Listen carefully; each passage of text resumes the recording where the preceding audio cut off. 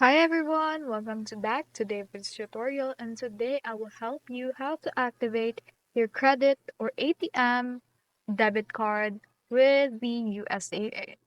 So first of all, you can activate your card online with their online card activation. You just need to log in with your online ID and follow the prompts that will show.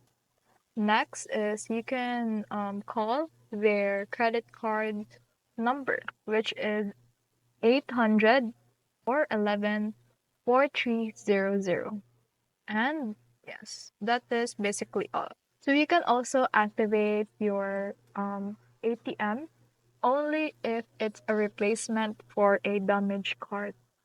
And yes, all other steps will involve their online activation with their website.